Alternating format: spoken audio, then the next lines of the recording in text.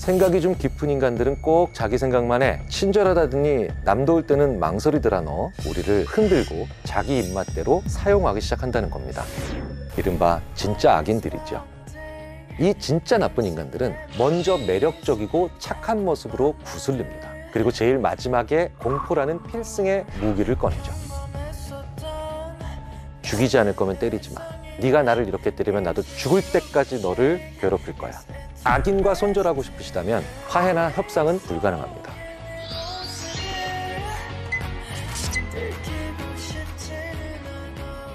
안녕하세요. 인지심리학자 김경일입니다.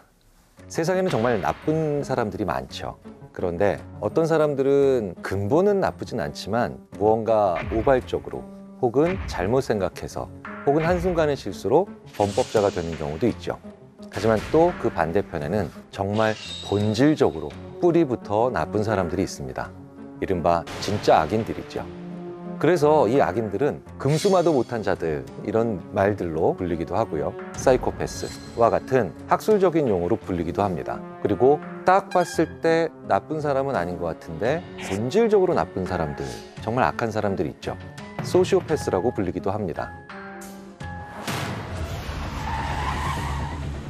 그러게 줄 때마다 처먹지.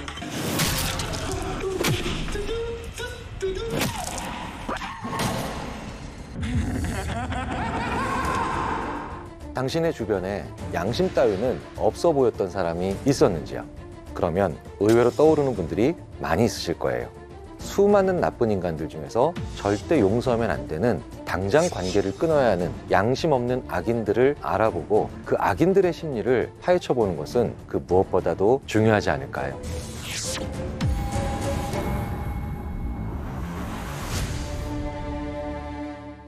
양심이 정말 없는 사람들이 교활한 방법으로 우리를 흔드는 말을 하는 경우들이 바로 이런 말들입니다. 착한 사람들은 항상 망설여. 결국 한 입으로 두 말 한다니까? 생각이 깊긴 한데 그런 사람들은 결국 자기만 생각하더라. 친절하다더니 남 도울 때는 망설이더라 너. 이런 말들을 가끔 나한테 하는 사람들이 있습니다. 나에게는 굉장히 상처가 되는데 그 말을 하는 그 상대방은 상처를 거의 안 받습니다. 왜 우리는 이런 말들에 흔들릴까요? 선량한 사람들은 내가 옳다고 완전히 확신하는 경우가 거의 없다는 거예요. 늘 자기를 의심하며 나의 결정과 행동이 양심에 어긋나는 것이 아닌지를 늘 되돌아보게 되어 있죠. 그렇기 때문에 내가 늘 고민하고 번민하는 것, 그 중에 하나를 그 문장 속에 집어넣음으로 인해서 우리를 흔들고, 더욱 중요한 건 그 흔들린 나를 자기 입맛대로 사용하기 시작한다는 겁니다. 착한 사람들은 한 입으로 꼭 두 말 하더라. 이 얘기는 뭘까요? 입 닥치고 너는 나한테 예스만 하라는 뜻이 되죠. 생각이 좀 깊은 인간들은 꼭 자기 생각만 해. 이 얘기는 뭘까요? 깊이 생각하지 말고 나를 위한 생각만 하라고 나한테 강요하는 거죠. 친절한 사람들은 망설이는 경우가 많더라. 이 얘기는 뭡니까? 망설이지 말고 내가 가진 것을 나에게 내놓으란 뜻이 됩니다. 즉, 나의 장점 때문에 자연스럽게 지니게 될 수밖에 없는 고민과 번민을 오히려 나의 약점으로 둔갑시키고 자기에게 이득이 되는 것만 취하려는 사람들, 바로 이 사람들이 양심이 없는 나쁜 사람, 바로 악인이 된다는 거죠. 그렇기 때문에 이렇게 교묘하게 나를 흔드는 악인을 대응하는 법은 분명합니다. 악인의 질문에 바로 대답하지 말고 오히려 되물으라는 거죠. 착한 사람은 늘 망설이더라 라고 얘기하면 너는 착하지도 않잖아. 생각을 좀 많이 하는 인간들은 앞뒤를 재더라 라고 하면 너는 깊이 생각하지도 않잖아. 친절한 사람들은 꼭 나중에 한 입으로 두 말 하더라, 넌 친절하지도 않잖아 라고 되받아쳐야 된다는 겁니다. 길게 말을 하실 필요가 없다는 거예요. 그러면 오히려 상대방의 시나리오나 말의 앞뒤에 균열이 생기기 십상이죠. 이런 방법을 통해서 나를 지켜나갈 수 있다는 겁니다. 자, 그렇다면 양심이란 뭘까요? 심리학에서의 양심은 타인에 대한 감정적인 애착의 바탕을 둔 의무감을 말합니다. 절대적인 선에 대한 복종의 기초를 둔 종교적인 양심과는 좀 구별이 된다는 거죠. 그렇기 때문에 이 악인들에 대한 오랜 연구 결과들을 종합해보면 공통점은 하나입니다. 이들은 애착, 사랑이 없다는 거죠. 그런데 이 애착과 사랑은 마음 안에 있는 것이기 때문에 행동만 보고는 구별하는 것이 어렵다는 것이 문제입니다. 한번 이런 상황을 생각해 보죠. 늦잠을 잤습니다. 그래서 헐레벌떡 출근하는 상황이죠. 그런데 오늘 내가 출근해서 참석하는 이 회의의 결과는 나의 승진에 결정적인 역할을 하게 되어 있습니다. 그리고 이 회의가 끝나면 곧바로 장거리 출장까지 가야 돼요. 그러니 초조하게 달려가고 있는데 이런 너무 급하게 나오는 바람에 집에 있는 강아지에게 밥과 물조차 안 주고 나왔다는 걸 깨달은 겁니다. 당신이 이 상황에 있다면 어떤 선택을 하시겠나요? 회의에 못 갈 것 같다고 전화를 하고 집으로 돌아가는 그런 모습을 보이실 수 있을 겁니다. 하지만 이 행동만 가지고 우리가 양심적이다라고 얘기할 수 있을까요? 개가 혼자서 밥과 물도 없이 버티다가 잘못됐다라고 하면 늘 이 강아지를 데리고 산책을 했던 나를 지켜봤던 이웃들이 나를 어떻게 얘기할까? 이웃을 의식한 평판 때문에 돌아갈 수도 있지 않을까요? 스스로의 명예를 더럽히지 않고 싶어서일 수도 있을 겁니다. 그리고 반려견에게 정말 깊은 사랑을 느껴서 의무감으로 돌아가는 걸 수도 있습니다. 이 경우에만 양심이겠죠. 그런데 역설적이게도 양심이 있는 사람은 이 세 가지의 이야기를 늘 고민한다는 겁니다. 내가 정말 내 강아지를 사랑해서 돌아가는 건지, 심지어는 돌아가서 밥과 물을 주고 다시 나오는 과정에서도 혹시라도 내가 주위에 욕먹을 것을 걱정해서 이런 행동을 한 것이 아닐까라는 생각을 떠올리게 되며 아이고 내가 이렇게 나쁜 놈인가 괴로워하고 속상해할 수 있다는 겁니다. 그렇기 때문에 양심이 있는 사람은 오히려 자기에게 아유 이 양심도 없는 놈아 라는 말을 잘하게 돼 있죠. 그래서 악인이 나에게 양심을 건드릴 때 조종당하기가 쉬운 겁니다. 악인은 양심이 없습니다. 그렇기 때문에 고민도 하지 않고 자책도 하지 않죠. 하지만 강아지에게 밥을 주기 위해 집에 돌아갈 수는 얼마든지 있습니다. 그 강아지를 사는데 많은 돈을 썼기 때문일 수도 있죠. 그리고 주변에 온화하고도 반려견을 사랑하는 사람으로 비춰져야 하기 때문일 수도 있습니다. 심지어는 경찰에 신고가 들어가면 더 귀찮은 일이 벌어질 거야 라고 생각해서 그게 싫어서 갔을 수도 있습니다. 본질적으로 진짜 악한 사람들은 가장 중요한 특징이 번민하지 않는다는 겁니다. 트롤리 딜레마라는 이야기를 한 번쯤 들어보셨을 겁니다. 브레이크가 고장난 트롤리 앞에 두 갈래 길이 있죠. 한쪽에는 5명, 반대쪽에는 1명이 있습니다. 레버를 준 당신은 한쪽 길을 선택해야 합니다. 당신의 선택은 무엇일까요? 대부분 어쩔 수 없이 5명의 목숨을 살리기 위해서 1명 쪽으로 레버를 돌려 기차를 진행시키죠. 여기서 평범하고 양심 있고 정상적인 사람들은 고민하고 두려워하고 주저합니다. 번민한다는 거죠. 그런데 결과적으로는 결국 같은 거고 개념적으로는 동일하지만 대를 위해서 소를 희생시키는데 그게 무엇이 문제야? 고민하지 않는 사람들, 지나친 실리주의자들, 이건 문제가 있는 사람들입니다. 우리 인간은 어쩔 수 없이 그때 망설여야 된다는 거죠. 그래서 망설이고 주저하는 그 시간이 어느 정도냐에 따라서 그 사람의 윤리적인 측면이 드러난다라고 하는 연구들도 굉장히 많이 존재합니다. 자, 그렇다면 이렇게 나쁜 사람들은 어떻게 탄생되는 걸까요? 우리 사회에는 고민과 번민을 많이 하고 난 다음에 범죄를 저지르는 사람들도 꽤 많습니다. 이런 분들은 양심은 있지만 죄를 지은 것이죠. 문제는 법이 양심을 볼 수는 없다는 겁니다. 그렇기 때문에 태어나는 사람들 중에 본질적으로 나쁜 사람들의 수를 최소화하는 게 우리 사회가 조금 더 행복하고 조금 더 안전한 방향으로 갈 수 있는 가장 좋은 방법이겠죠. 그렇기 때문에 소시오패스의 유전 연구는 우리에게 많은 것을 알려줍니다. 일란성 쌍둥이의 반사회성 척도 비교 실험, 그리고 부모 자식 간의 반사회성 연구를 보면 유전적 영향이 최소 50% 정도는 되는 것 같습니다. 나머지 50%는 그러니까 양육 환경이 큰 영향력을 가진다는 거죠. 자, 그런데 그 양육 환경이라는 것이 무엇이냐는 거예요. 학대, 의외로 학대보다 더 중요한 요인이 있더라는 겁니다. 그걸 너무나도 처절하게 보여준 것이 바로 루마니아 고아원의 애착장애 현상이었습니다. 1990년대 초 루마니아가 몰락했죠. 공산주의 정권이 붕괴됩니다. 그러면서 이 루마니아의 처참한 고아원의 실태가 세상에 드러납니다. 당시에 고아와 직원의 비율은 대략 40대 1이었습니다. 그러니 제대로 된 보살핌을 거의 받지 못했습니다. 아이들은 누구도 안아주지 않았고 누구도 사랑해주지 않은 아이들이었습니다. 이렇게 자란 아이들이 세계 곳곳으로 입양되며 문제가 발생을 하게 되죠. 심각한 정신적 장애와 절도, 파손, 방화, 심지어는 반려견이나 자기 형제들에 대한 끔찍한 폭력 행위를 저지르는 등 크나큰 문제들을 높은 비율로 보였다는 겁니다. 이 사실은 어떤 애착을 형성하고 사랑을 얼마만큼 적절하게 받느냐가 너무나도 중요한 요인이라는 걸 알 수가 있죠. 우리 인간이 사랑과 애착으로 범죄율을 절반 이상 떨어뜨리는데 수천 년, 수만 년이 걸렸습니다. 스티븐 핑커의 우리 본성의 선한 천사에 따르면 민주주의와 다양성의 인정으로 인해서 간신히 우리 인류 사회는 인구 10만 명당 타살률을 0.3대로 줄이죠. 그 전에는 훨씬 더 높았죠. 19세기 유럽의 일부 국가의 경우에는 70명에 달했습니다. 우리가 어린아이들에게 사랑과 애착을 주는 그 문화를 점점 만들어가면서 악인이 줄어든 겁니다. 사랑을 주는 것도 너무나도 중요하다는 걸 우리가 깨달을 수 있죠.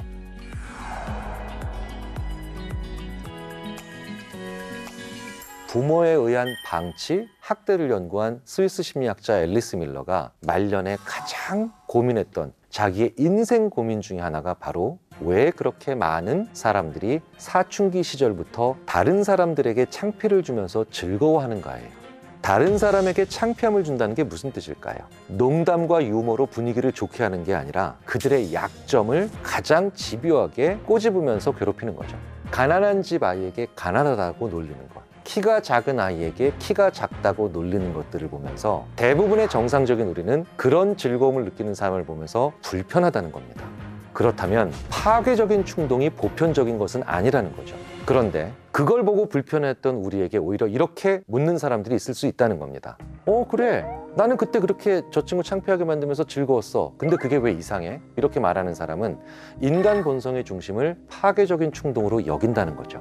이건 악인입니다. 그런데 이런 악인의 성격을 만들어내는 것은 유년기 가정생활의 질적 수준에 거의 영향을 받지 않는다. 무슨 뜻일까요? 유년기보다 훨씬 더 이전인 아동기에 결정난다는 뜻입니다. 미국의 심리학자 로버트 헤어는 굉장히 중요한 얘기를 합니다. 사이코패스로 진단된 사람들은요, 안정적인 가정생활 여부와 상관이 없이 평균 14살이라고 하는 이른 나이에 법정에 섭니다. 오히려 불우한 가정 환경의 사람들은 그거보다 더 이후에 법정에 쓴다는 거죠. 그리고 안정적인 유년기를 보낸 사람들은 평균 20살에 법정에 씁니다. 무슨 얘기냐? 그들이 영향을 받는 것은 유년기보다 훨씬 더 어린 시절인 아동기의 애착과 직결된다는 거죠. 그렇기 때문에 연구들을 종합해보면 결론은 분명합니다. 아이가 태어난 직후부터 5살 혹은 6살까지 아이에게 사랑을 주지 않았다면 그것도 굉장히 큰 범죄라는 거죠. 자, 그렇다면 요즘 뉴스에 끔찍한 아동학대 사건들이 많이 나오죠. 대체 아이를 학대하는 부모의 심리는 무엇일까요? 우리가 악을 저지르려고 하는 순간에 2개의 안전장치가 기본적으로 작동합니다. 첫 번째는 이거 다른 사람들이 볼 텐데, 이 일을 저지르면 나중에 여기까지 여파가 미칠 텐데, 이렇게 계산할 수 있고 시뮬레이션 할 수 있는 능력이죠. 이런 능력은 모두 다 상당 부분 가지고 있습니다. 자, 그런데 2번째 안전장치가 있습니다. 내가 누군가를 학대하면 그 상대방이 얼마나 아프고 고통스러울까를 나도 느끼게 되겠죠. 이런 걸 공감 능력이라고 합니다. 예전에 제가 되게 미워하는 친구가 있었는데 그 친구가 길을 가다가 넘어졌는데 무릎이 많이 까져서 피가 나더라고요. 그런데 그 친구를 별로 안 좋아하던 저를 포함한 3명 모두 본능적으로 그 친구가 다쳐서 많이 아프기 때문에 그렇게 싫어하면서도 그 친구가 상처를 치료할 수 있도록 약국에 가서 붕대와 빨간 약을 사왔습니다. 착한 게 아니라 정상적인 거예요. 그렇기 때문에 우리가 언론에서 보는 사람들은 2개의 안전장치가 모두 풀린 사람들이라는 거예요. 그런데 첫 번째 안전장치만 있고 2번째 안전장치인 공감 능력은 없다면 아주 선별적으로 티 안 나게 학대를 할 수가 있겠죠. 그래서 이런 사람들은 언론에 의해서 노출되거나 법에 의해서 처벌받는 경우가 많지 않습니다. 그렇다면 우리 주위에는 소리 소문 없이 학대하는 사람이 굉장히 많을 수 있다는 겁니다. 대표적인 것이 바로 때리지 않는데 사랑을 주지 않는 거죠. 처벌하지는 않지만 모멸감은 주는 경우입니다. 우리가 이런 것에 대해서 지금까지 학대나 폭력이라고 생각하지 않았습니다. 하지만 최근 들어서 이것도 엄연히 학대이고 폭력이라고 하는 생각들을 가지게 되었죠. 직장 내 괴롭힘 방지, 따돌림 방지라고 하는 것과 관련된 법률들이 시행된 겁니다. 우리 사회가 간신히 정신적인 학대까지도 이렇게 챙기려고 한다는 것은 굉장히 긍정적인 방향으로의 전환이라고 생각이 됩니다. 자, 그렇다면 악인이 없는 사회가 정말 가능할까요? 그리고 어떻게 해야 될까요? 가장 중요한 건 아이들을 사랑해 주는 겁니다. 그리고 아이를 사랑하지 않는 것이 얼마나 극악한 행위인지 계속해서 사회와 우리 한 사람 한 사람이 서로에게 알려주는 것이 그 무엇보다도 중요합니다. 하지만 이런 교육과 계몽과 캠페인에도 당연히 한계가 있겠죠. 악인의 수를 줄이는 것에는 분명히 한계가 있을 겁니다. 그렇기 때문에 악인과 손절하고 싶으시다면 그들이 어떤 무기를 쓰는지를 우리가 잘 이해할 필요가 있습니다. 평범한 악인들은요, 첫 번째부터 자기 카드를 잘 꺼내는 경향이 있습니다. 칼을 먼저 쓰고 그게 안 되면 구슬린다는 거죠. 어찌 보면 순진한 악인이라 표현할 수 있겠습니다. 그런데 정말 본질부터 나쁜 악인들은 무기를 쓰는 순서가 다른 경향이 있습니다. 이 진짜 나쁜 인간들은 먼저 매력적이고 착한 모습으로 구슬립니다. 그리고 제일 마지막에 안 되면 공포라는 필승의 무기를 꺼내죠. 처음에 겁을 줬다가 나를 구슬리면 아, 저 사람이 나에게 악의를 가지고 있구나 짐작할 수 있고 방어할 수 있는 힘이 생깁니다. 그런데 반대로 매력적이고 귀엽게 자기를 보게 한 다음에 자기 목적이 달성되지 않으면 갑자기 험악하게 나의 약점을 쥐고 흔들기 시작하면 어떤 느낌이 들까요? 내가 정 줬는데, 내가 친밀감 줬는데, 내가 사랑해줬는데 그가 돌변하니 훨씬 더 큰 타격감이 생기죠. 그리고 그게 바로 자포자기로 이어지면 끊임없이 착취당하는 관계가 되는 거죠. 심지어는 정말 가진 고생 끝에 그 악인을 물리쳐도 평생의 상처가 됩니다. 자, 그렇다면 이러한 종류의 악인에게는 어떻게 맞서야 할까요? 벗어나기 쉽지 않다는 겁니다. 화해나 협상은 더더욱 불가능합니다. 단호히 말씀하셔야 됩니다. 그래, 네가 나를 겁주고 있구나. 알았어. 나도 총력을 다해서 너를 괴롭힐 거야. 나도 목숨이 끊어지는 순간까지 너에게 대항할 거야. 라고 하는 확실한 느낌을 상대로 하여금 가지게 하는 게 그 무엇보다도 중요합니다. 관계를 끊고 피하는 것만으로는 절대로 이런 인간들을 내 관계 속에서 끊어낼 수 없다는 거예요.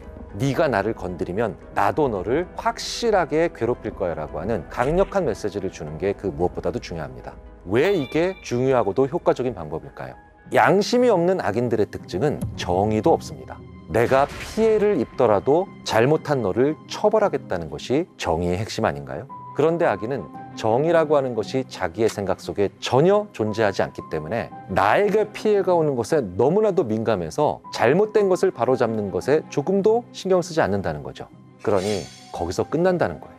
영리한 악인일수록 비열한 방법을 그리고 비열한 순서를 사용하기 때문에 그 영리함을 역이용하실 필요가 있다는 거죠. 그 악인의 정신적 시뮬레이션을 건드는 겁니다. 강하게 적극적으로 얘기하는 것을 두려워하지 마십시오. 영화에서 약한 친구를 힘이 센 친구가 자꾸 괴롭힙니다.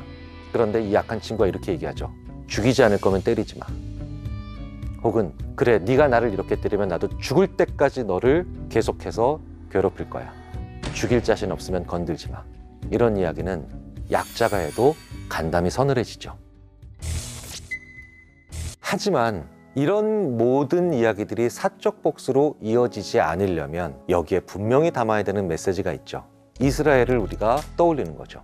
용서는 하되 잊지는 않는다라고 하는 이 말 앞에 그들은 70년, 80년이 지난 지금도 범죄자들을 색출하고 있지 않습니까? 바로 그런 마음을 그리고 그런 두려움을 그들의 머릿속에 심어주면서 명확한 의지를 보여줄 필요가 있습니다. 피하지 마십시오.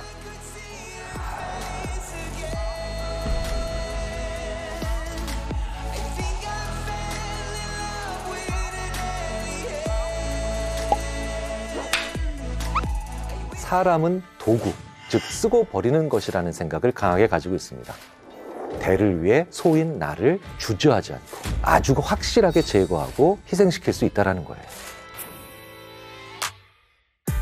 사람들이 정말 많이 하는 큰 착각이 있습니다. 나와 가치관이 비슷한 사람, 악인이 별로 없을 거라고 생각하는 점이에요. 그런데 이런 사람들이 굉장히 가까운 곳에 많다, 즉 친밀한 관계 중에 많다는 거예요. 권위적인 악인의 1순위 제거 대상은 바로 착한 우리들입니다.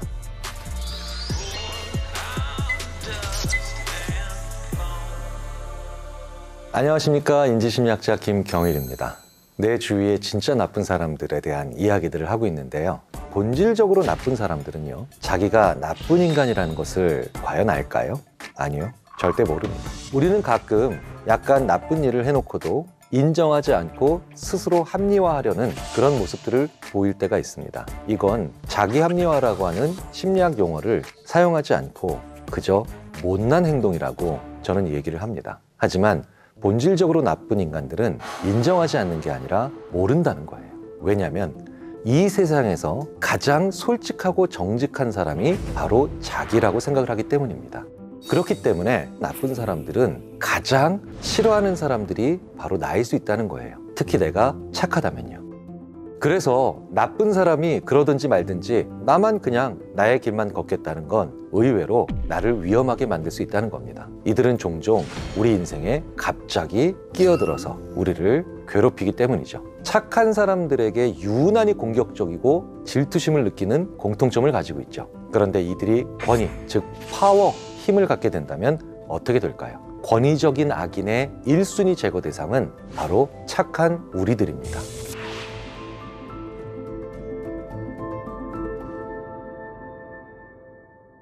악인이 게다가 권위까지 가지게 되면 가장 첫 번째로 착수하는 짓이 바로 착한 사람부터 제거하는 겁니다.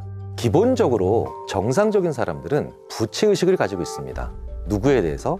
나보다 더 선하고 좋은 일을 하는 사람에게 대해서요. 길을 가고 있는데 나는 귀찮고 바빠서 길에 떨어져 있는 쓰레기를 줍지 않고 지나갑니다. 그런데 자기의 시간을 아낌없이 거기에 쓰고 길에서 넘어진 사람을 도와주는 사람을 보면서 우리는 부채의식을 가지게 되는 것이 정상입니다. 그런데 양심 없는 악인은 이런 사람들을 가장 멍청하고 솔직하지 못하다고 비웃는다는 겁니다. 그래서 착한 사람들에게 유난히 공격적이고 질투심을 느끼는 공통점을 가지고 있죠. 자, 그래서요. 주변에 착한 사람을 비웃고 착한 사람이 제일 솔직하지 못하고 위선적이라고 얘기하는 사람들은 본질적으로 나쁜 사람일 가능성이 큽니다.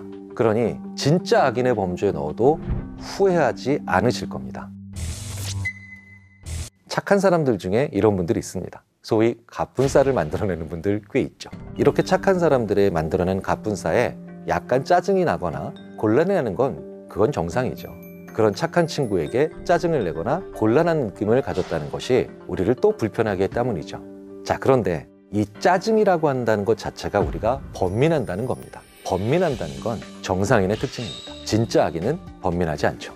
다른 사람들을 조종해서 뭔가를 얻으려고 하는 이 악인들의 특징은 사람은 도구, 즉 쓰고 버리는 것이라는 생각을 강하게 가지고 있습니다.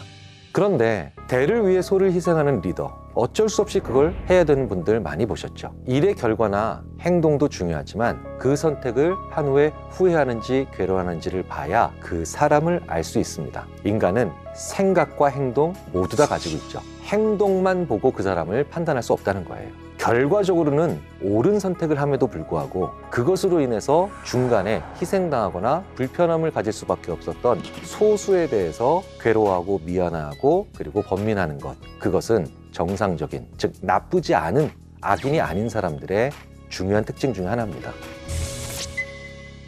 자, 그렇다면 우리와 정말 친한 사람들 중에 악인이 있을까요? 사람들이 정말 많이 하는 큰 착각이 있습니다. 나와 가치관이 비슷한 사람, 그리고 나와 친밀한 사람 중에는 악인이 별로 없을 거라고 생각하는 점이에요. 과연 그럴까요? 친구끼리, 심지어는 배우자끼리, 연인끼리 성격이 같아야 좋을까요? 달라야 좋을까요? 어떨 땐 많이 다르기 때문에 상보적일 수도 있고요. 어떨 땐 굉장히 비슷하기 때문에 시너지 효과가 날 수도 있습니다. 자, 그런데 성격은 어떤 게 성격일까요? 외향적이다, 내성적이다, 좀 개방적이다, 좀 보수적이다, 이런 것들이 성격이죠. 그런데 이 중에서도 특히 개방성과 보수성은 처음에 관계를 맺고 그 사람과 가까운 친밀감을 형성하는데 그 무엇보다도 중요합니다.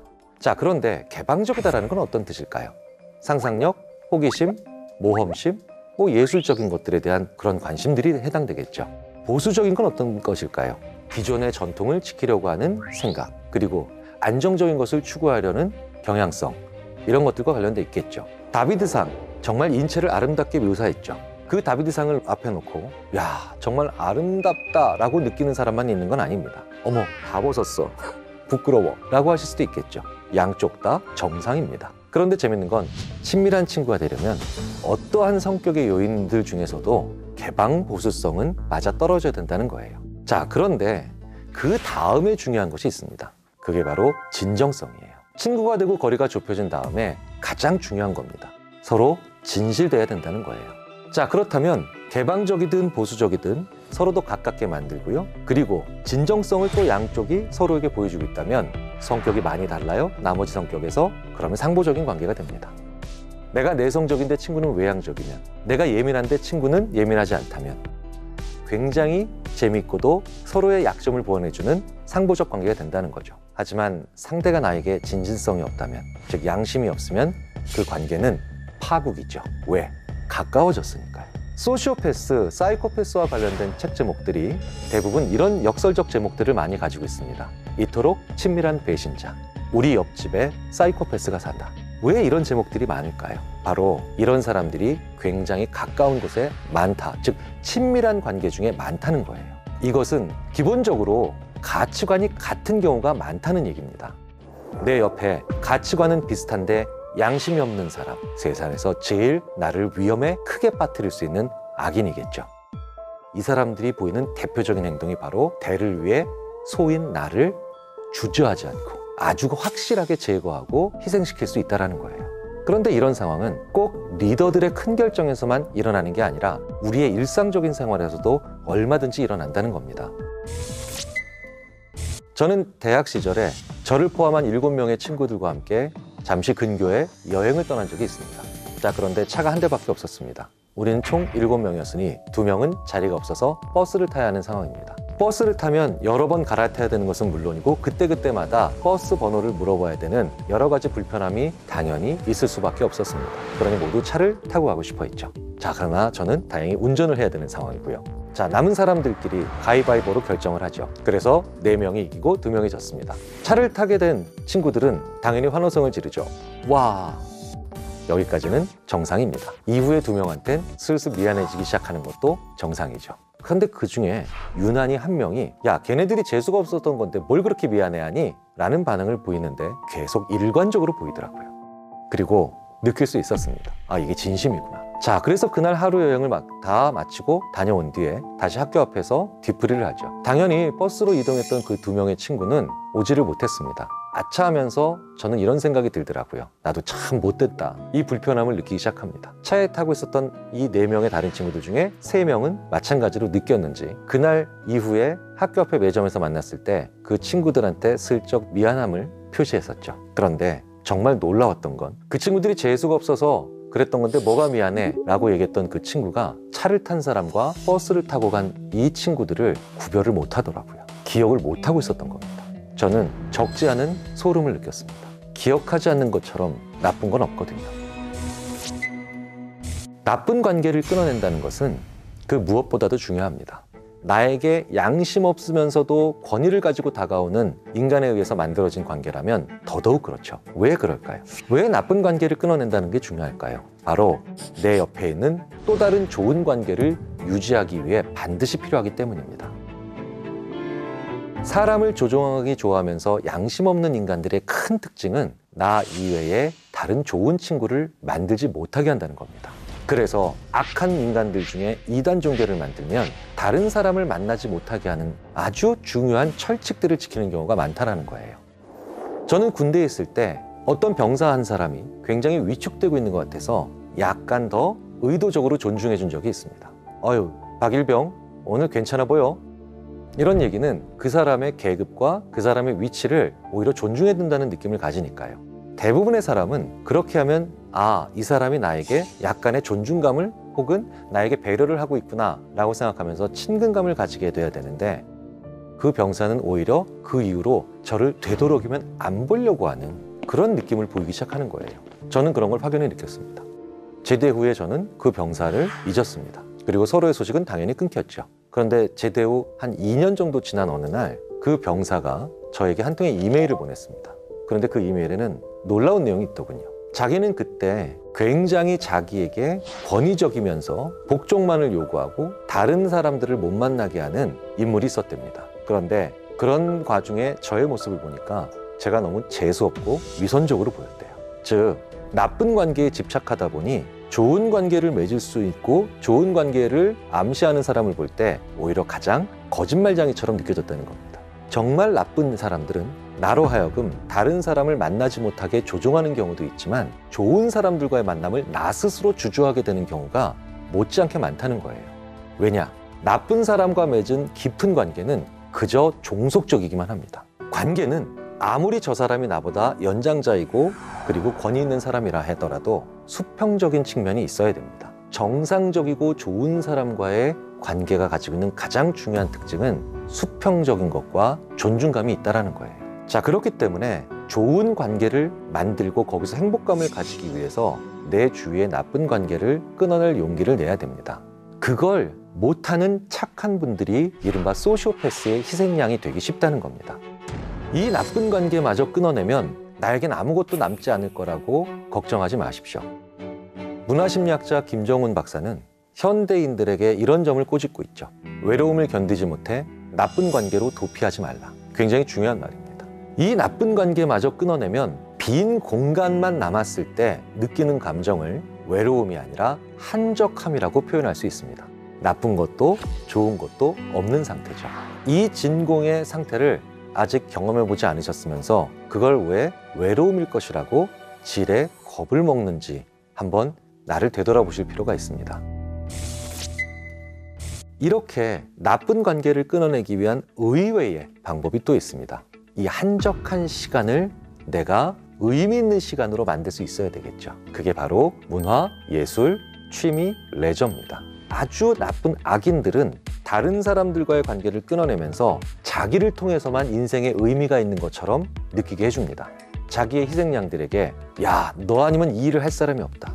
심지어 나는 다시 태어나도 너밖에 친구를 안 만들 거야 라고 하는 감탄을 나에게 주죠. 그런데 이 모든 인정은 바로 나를 계속해서 이용하는 그 타인으로부터 오는 감탄이죠. 그런데 종속적인 관계에서 끊임없이 이용당하는 착하고 성실하고 총명한 분들의 특징이 바로 뭐냐면 내가 나한테 감탄할 게 없다는 거예요. 특히 나 혼자 있는 시간을 외롭지 않고 한적함 속에서 내가 나에게 의미를 부여할 수 있는 것들은 뭘까요? 문화, 예술, 취미, 레저입니다. 심지어 게임을 하면서 나쁜 관계를 정리하는 사례들도 보고되고 있죠. 그 시간에 나의 혼자 있는 시간을 계속해서 부정적으로만 보지 않게 만드는 어떠한 방법도 의미가 있더라는 거예요. 그러고 보니 저를 비롯한 관련 분야 연구자들이 놀라게 되는 부분은 나쁜 악인에게 계속해서 이용당했던 착하고 성실한 분들의 특징에 바로 그들의 삶에서 문화, 예술, 취미, 레저, 심지어 소소한 게임조차도 전혀 없더라는 겁니다. 나쁜 관계를 정리하는데 우리가 관심을 가져야 되는 또 다른 효과적인 방법들이 아닐 수 없습니다.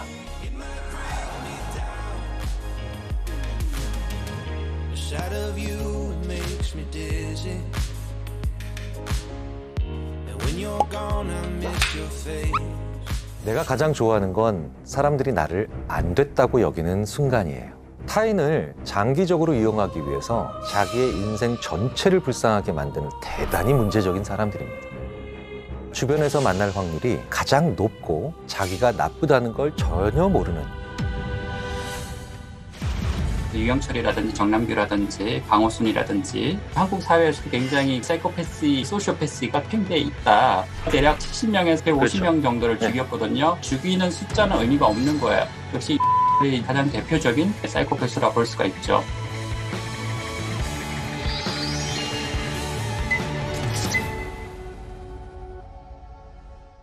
안녕하세요. 인지심리학자 김경일입니다. 하버드 의과대학의 정신과 교수이자 이토록 친밀한 배신자의 저자인 마사 스타우트 교수는 감옥에서 수감 중인 사이코패스를 만나서 이렇게 물어본 적이 있습니다. 당신의 삶에서 가장 중요한 건 뭔가요? 가장 원하는 게 뭐죠? 이 질문에 투자 사기로 감옥에 갇혀있던 그 재소자의 대답이 무엇이었을까요? 감옥에서 나가는 거? 돈을 엄청나게 버는 거?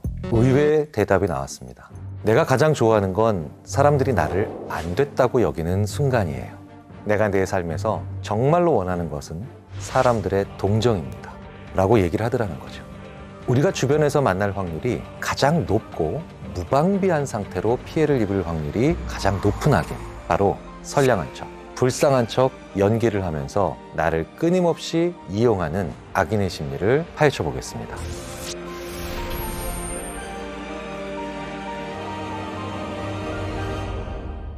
선량한 얼굴로 사람들의 동정을 불러일으켜서 자신의 이득을 취하는 나쁜 사람들. 이들이 가장 대표적으로 자기가 나쁘다는 걸 전혀 모르는 그런 형태의 악인들이죠. 왜일까요? 자기의 자존심이나 자존감을 크게 개의치 않기 때문입니다. 심지어는 타인을 장기적으로 이용하기 위해서 자기의 인생 전체를 불쌍하게 만드는 사람은 대단히 문제적인 사람들입니다. 저도 마찬가지겠지만 누구나 한 번쯤은 가짜로 불쌍한 척을 해서 위기의 상황을 모면하려고 하는 경우는 있지요. 예를 들어서 교통신호를 위반해서 딱지를 끊게 됐습니다. 그런데 경찰관께 죄송해요, 한 번만 봐주세요 라고 하면서 불쌍한 척을 하는 건 일반적인 경우에도 많이 볼 수 있습니다. 그런데 이렇게 순간적인 위기를 모면하기 위해서 불쌍한 척, 어떤 어려움이 있는 척을 했을 때 반드시 이런 생각이 들죠. 좀 모냥 빠진다, 좀 없어 보인다 이러면서 옆좌석에 앉은 사람에게 약간 민망해하고 창피해하는 게 정상이죠. 그런데 저는 한 20년 전쯤에 지인 한 사람이 의외의 모습을 보이는 걸 봤습니다. 불법 유턴을 하고 그 단속을 한 경찰관께 자기의 아내가 불치병을, 자기의 가정이 파탄이 나는 이런 얘기들로 자기가 지금 제정신이 아니라서 그 문제를 해결하고 가다가 불법적으로 유턴을 했다라고 하면서 자기 인생 전체가 파탄났다는 이런 얘기를 하는 겁니다. 사실 저는 그때 그 단속을 하시던 경찰관께서 그 연기에 속아 넘어갔다고 생각하진 않습니다. 어처구니 없어서 한번 봐주신 것 같았어요. 그런데 중요한 건 그 다음에 저라면 좀 민망해하거나 부끄러워했을 겁니다. 그런데 그 친구는 굉장히 기뻐하더군요. 오케이, 딱지 안 끊었어. 단속이 됐을 때는 나처럼 하는 거야 라고 보여주고 가르쳐준다는 느낌마저 들었습니다.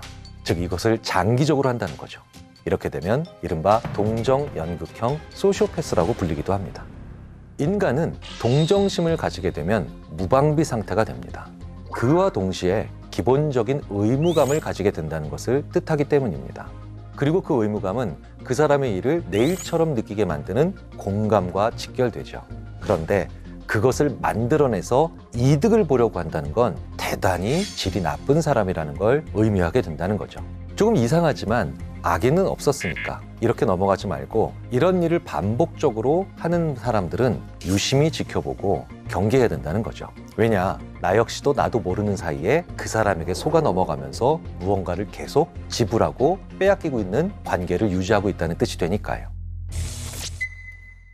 자, 그렇다면 허언증과 동정연극의 차이는 뭘까라는 질문을 하실 수도 있을 겁니다. 허언증은 관심받고 싶어서 많이 빠지는 증세입니다. 나의 자존감을 살리고 싶다는 거예요. 그런데 그 자존감이나 자신감과 전혀 상관없이 내가 얻고 싶은 결과에만 관심이 있고 그것과 관련 있는 것에만 연기를 하는 것은 분명한 동정연극입니다.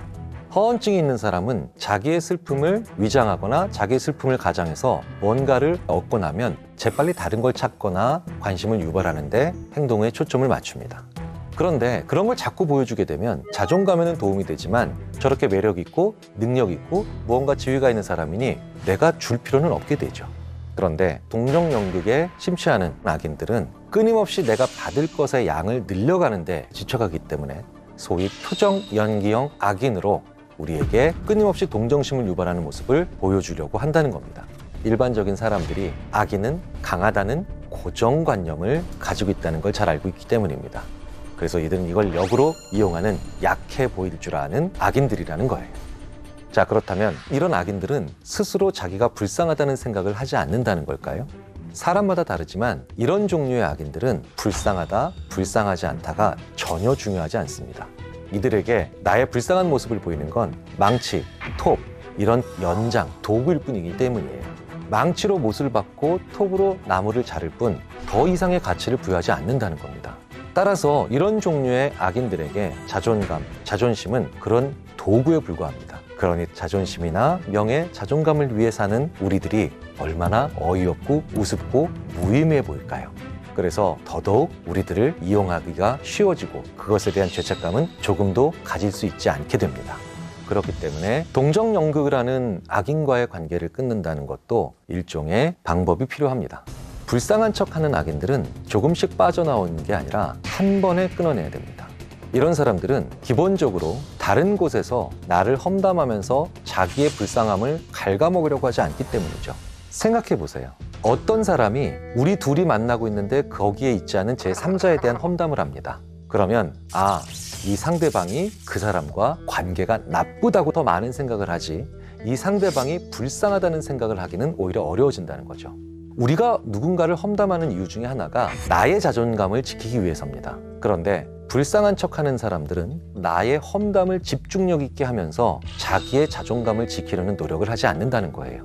이간질도 관심이 없고 오로지 자기가 불쌍해 보이는 것이 중요하기 때문에 동정심을 불러일으키는 것에 가장 안 좋은 방법이 험담이라는 것도 잘 알고 있다는 겁니다. 그렇기 때문에 관계를 끊어내도 나에 대한 험담을 그렇게까지 많이 할 가능성은 높지 않으니 걱정하지 않으셔도 될 것 같습니다. 하지만 이런 종류의 악인이 내 가족이라면 쉽지 않은 문제죠. 정말 많은 사람들이 가족 때문에 힘들어합니다. 의절하라고 말씀드리고 싶지만 절대로 쉬운 일은 아니라는 걸 우리 모두가 잘 알고 있습니다. 정말 끊을 수 없는 혈륜이라면 그 사람과 공유하는 것이 적은 느슨한 관계를 맺어야 합니다. 무슨 얘기냐? 우리는 절대 같이 밥은 먹지 않는다. 절대 우리는 돈 거래는 하지 않는다. 우리는 공식적인 자리에서는 절대로 같이 자리하지 않는다. 이렇게 확실한 기준을 두고 공유하지 않는 것의 범위를 조금씩 넓히는 것이 가장 효과적인 방법입니다. 특히나 사람을 섞지 않아야 됩니다. 정말 많은 경우 이런 종류의 나쁜 사람들은 나를 통해서 다른 사람들과 섞이기를 원합니다. 이건 굉장히 안 좋은 파국적 결과를 만들어내기가 쉽죠. 기본적으로 시간, 돈, 관계를 공유하지 않아야 합니다. 이런 것들에 대해서 불편하지만 재밌지 않지만 우리가 알아간다는 것은 우리 삶과 우리 사회에서 그 무엇보다도 중요할 겁니다. 범죄를 저지르는 소시오패스에 대한 이야기를 좀 더 나눠보면 우리가 많은 것들을 얻을 수 있지 않을까 하는 바람으로 지난 10년 동안 동료로서 저와 같이 범죄에 관련된 연구, 범죄를 저지르는 사람들의 심리에 관련된 연구를 오랫동안 해왔던 범죄 심리학자 서정환 교수를 모셨습니다. 네, 안녕하세요. 교수님 안녕하세요. 사실 다양한 소시오패스, 사이코패스에 대한 연구들을 해왔는데 소시오패스가 미국이나 유럽에서 4% 정도 나오잖아요. 그런데 이제 우리나라의 소시오패스는 몇 %일 것 같고 그 이유는 뭘까? 말씀을 좀 부탁드릴게요. 예, 말씀하신 것처럼 북미나 아니면 유럽을 기준으로 해서 한 4% 정도인데요. 이 북미에서 사용하고 있는 일종의 골든 스탠다드라고 이야기할 수 있는 PCLR, 사이코패스 체크리스트를 적용을 하면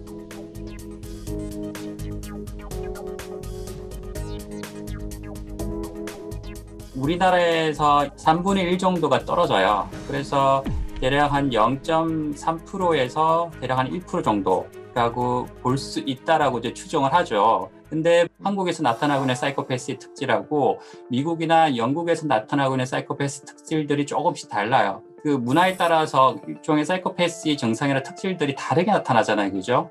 그래서 그걸 그대로 적용할 수는 없고 PCLR에 한국적인 폭력성, 사이코패시적인 폭력성이 수렴이 돼야 정확한 한국에서의 사이코패스의 비율이 나오지 않을까라고 생각이 드는데 이제 이중성 혹은 가식성, 남을 잘 속이는 거 이런 것들은 캐나다 데이터하고 미국 데이터하고 영국 데이터를 비교를 해보면 영국에 비해서는 거의 3배가량 점수가 높게 나타나고요. 미국이나 캐나다의 데이터와 비교를 해볼 땐 2배가량 이상 나타나거든요. 이건 굉장히 현저한 특질 중에 하나가 되는 거죠. 한국 사회에서. 그래서 이 정서성에다가 조금 더 가중치를 둬서 전체적인 PCLR의 점수를 내보면 결코 떨어지지 않는다. 혹은 더 많은 비율을 보일 가능성이 높다. 그래서 저는 이제 회색 존이라고 그러는데요. 강한 사이코패시 증상을 보이지는 않지만 어느 정도의 사이코패시를 가지고 있는 사람이 직장이나 가정이나 학교에서 지속적으로 해악적 성격을 가지면서 피해를 끼치는 사례가 한국에서 굉장히 많이 나타나고 있거든요. 그래서 그런 면을 볼 때는 한국 사회에서도 굉장히 그 사이코패시, 이 소시오패시가 굉장히 팽배해 있다라고 볼 수가 있죠. 많이 연구자들끼리 이제 논란도 있고 논의도 하지만 사이코패스와 소시오패스를 어떻게 구분하는 게 맞다고 보세요? 예, 학파에 따라서 조금 다른데요. 지금 이제 메인스트림은 뭐냐면 굳이 개념적으로 분류를 해서 바라볼 필요가 있느냐. 그런 개념에 대해서 이제 언론에서는 이제 사이코패스, 소시오패스에 대해서 많은 이야기를 하지만 이제 사이코패스와 소시오패스를 연구하시는 연구자들이 모였을 때 그런 분류에 대한 의미성에 대해서는 굉장히 부정적으로 보죠. 결국은 줄기를 타고 들어가다 보면 그 기저에 깔려져 있는 핵심적 특질들이 결국은 수렴이 되는데 구태여 사이코패시나 소시오패시를 그렇게 혼란스럽게 구분할 필요가 있느냐라는 그것이 학계에서의 다수의 이제 의견들이죠. 그래서 이제 조금 더 들어가게 되면 사이코패시와 소시오패시는 같다라는 것이고요. 통용되는 어가 뭐냐면 사이코패시로 쓰고 있습니다. 자, 그렇다면 소시오패스라고 부르든 사이코패스라고 부르든 한국 사회에 가장 대표적인 사례들이 있다면 어떤 거를 들 수 있을까요? 그 여성과 이 남성의 사이코패스가 조금씩 다르게 나타나는데요. 한국에서 대표적인 여성 사이코패스라고 한다면 이제 엄인숙이라고 혹시 아실지 모르겠어요. 2000년도부터 2005년도 사이에 남편하고 이제 오빠하고 모친 그리고 지인들을 살해하거나 아니면 상해를 끼침으로써 보험을 타내서 그걸 가지고 유흥을 즐겼던, 제가 사이코패스 관련된 책을 내면서 그 사람에 대한 행동적 특성들을 가지고 새로 평가를 해보니까 대략 한 35점 정도로 해서 나왔고 굉장히 전형적이면서 여성적인 사이코패스의 증상들을 가지고 있죠. 예컨대 가족들에게 적대적 행동들이 나타난다든지 주로 이제 성적인 그런 행동들을 통해서 누군가를 이중적으로 이용을 해본다든지 정서상의 불안정성이라든지 이런 것들은 대표적으로 여성성에서 나타나고 있는 특징들이거든요. 반면에 이제 남성인 경우에는 유영철이죠. 유영철은 테리 번디보다 더 점수가 높게 나타나요. 테드 번디가 대략 70명에서 한 150명 정도를 죽였거든요. 픽스라는 연구자가 이제 테드 번디에 대해서 PCL을 적용을 해봤는데 이 사람이 35점이 나왔었거든요. 제가 유영철에 대해서 이제 수사백서라든지 과거에 이제 프로파일로 있으면서 이제 접했던 정보들을 가지고 다시 이번에 재평가를 해보니까 38점이 나왔어요.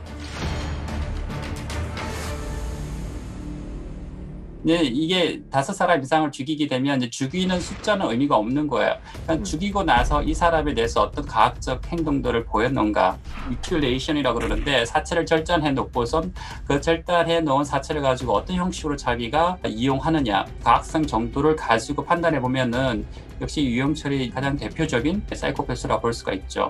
예.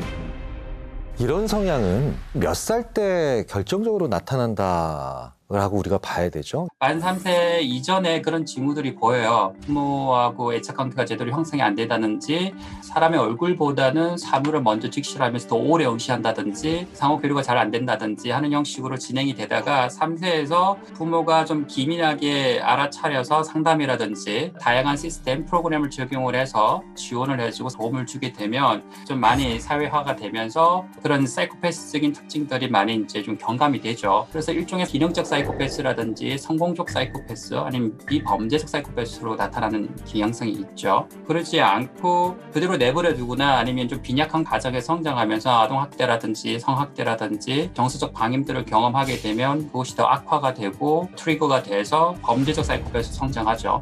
유영철이라든지 정남규라든지 강호순이라든지 등등. 그래서 포인트는 역시나 3세라고 볼 수가 있습니다. 중학교 때 아니면 초등학교 때 그러니까 취학을 하고 나서는 어떤 개입도 효과가 없다. 그렇게 연구가 보고되고 있죠. 오늘 다양한 얘기를 해주셨는데 마지막으로 우리나라의 이런 나쁜 악인들, 이 사람들을 더 많이 연구해야 되는 이유가 뭐가 있을까요? 악인에 의해서 피해를 받는 사람들이 굉장히 많거든요.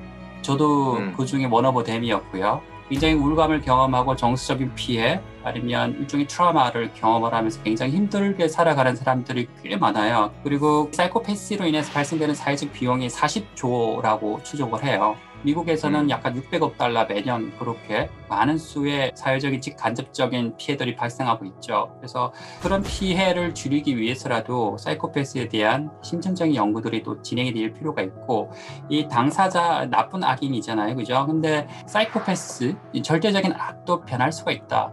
이 말은 무슨 말이냐면 예전에는 사이코패스는 감정을 못 느끼는 걸로 생각이 됐었어요. 그래서 무정서 이론 이렇게 얘기를 하잖아요. 그죠? 근데 실제 이 사람들은 정서를 느끼지만 그 정서를 인지체계라든지 의사결정에 잘 반영하지 못한다. 그래서 자기가 합리적인 의사결정을 할 수 있도록 개입이 이루어지게끔 해주면 그 감정을 잘 반영해서 인지체계 의사결정 과정에서 잘 적용할 수도 있을 것이다. 그래서 이 사람들을 치료하기 위해서는 어떻게 접근을 해야 되느냐. 조금 더 이 사람들과 가까이 있으면서 지켜보고 관찰하고 같이 면담하면서 더 많은 심층적인 연구가 진행이 돼야 되지 않을까라고 생각이 듭니다. 보편적인 훨씬 더 많은 사람들을 위해서 해야 되는 거죠. 그렇네요. 그렇죠.